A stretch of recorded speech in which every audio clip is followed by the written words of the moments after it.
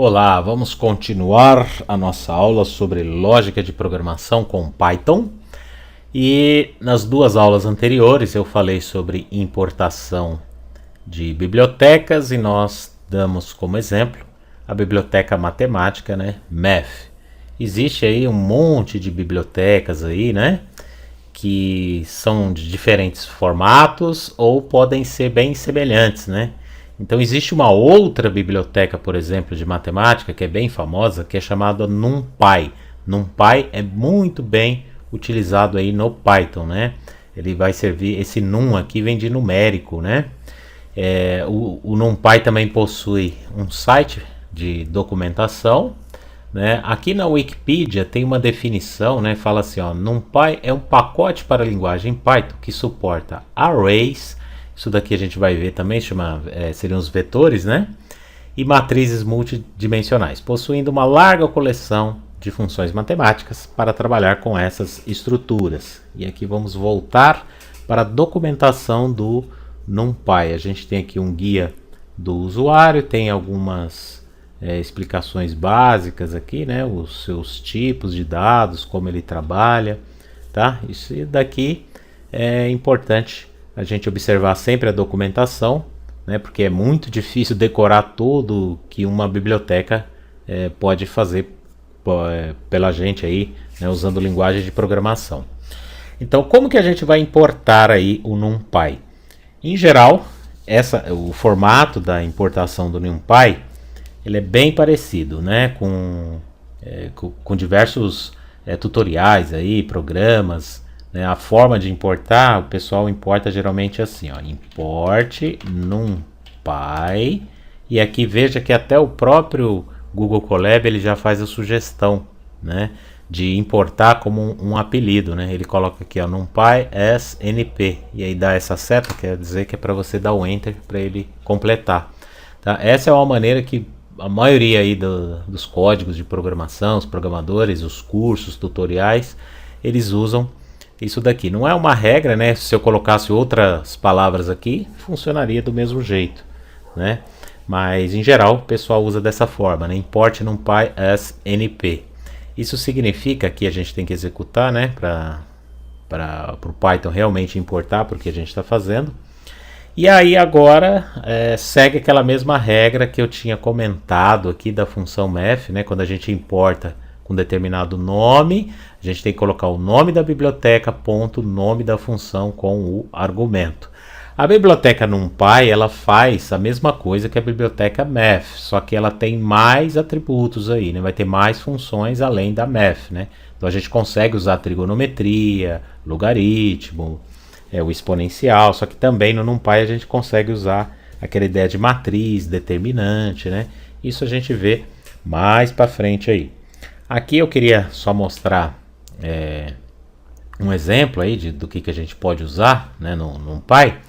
Vamos pegar a conhecida fórmula de Bhaskara, A gente tem uma equação de segundo grau qualquer e a fórmula de Bhaskara para encontrar suas raízes é menos b, mais ou menos a raiz quadrada do que a gente chama de delta, que é b quadrado menos 4 vezes a vezes c, dividido por 2 vezes a. Como que a gente montaria, por exemplo, essa fórmula, usando aqui o Python e usando o NumPy? Eu vou usar o NumPy por causa do raiz quadrada aqui. Poderia também fazer usando o math, a função para a raiz quadrada do math e do NumPy são as mesmas, Só vai mudar o nome aqui da importação. Então veja só, eu tenho aqui já 3 variáveis, que seria o a, o b e o c, os coeficientes.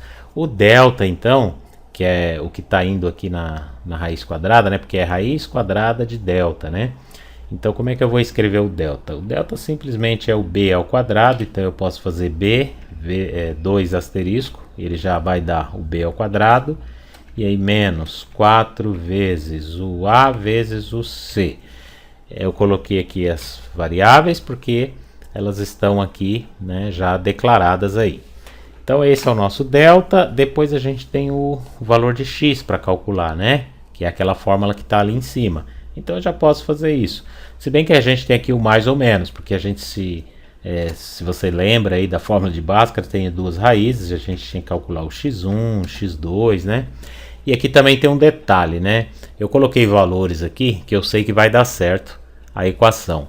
É porque o delta ele pode variar, né? Ele pode ser positivo, igual a zero ou negativo. E aí para cada um desses tem uma resposta específica. Mas aí isso entra na aula de condicional, né? A gente ainda não está trabalhando com isso. Então por isso que eu coloquei só um modelo simples que eu sei que tem solução, ou seja, o delta vai dar positivo. Então vamos lá, vamos pensar no x1 como sendo a parte positiva. Então eu vou ter aqui um numerador dividido pelo denominador, né? Então por isso eu já tenho que fazer isso daqui, né? Ó, eu já tenho que colocar parênteses aqui para dar a ideia de numerador e denominador.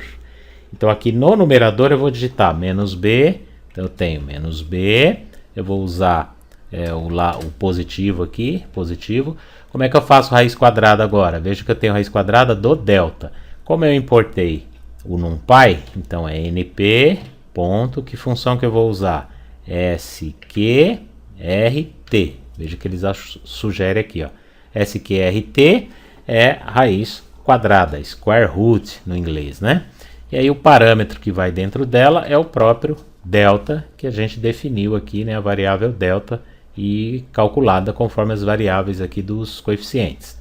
Então eu tenho menos b mais a raiz quadrada do delta dividido por 2 vezes a.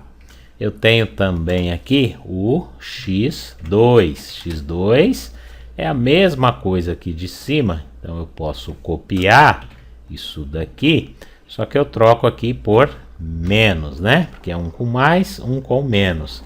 E aí eu dou um print aqui então nas raízes, né? Eu vou printar o x1 e vou dar o print aqui também no x2. Vamos executar para ver o que acontece. Veja só as raízes 3 e 2. Poderia ter melhorado aqui o meu print, né?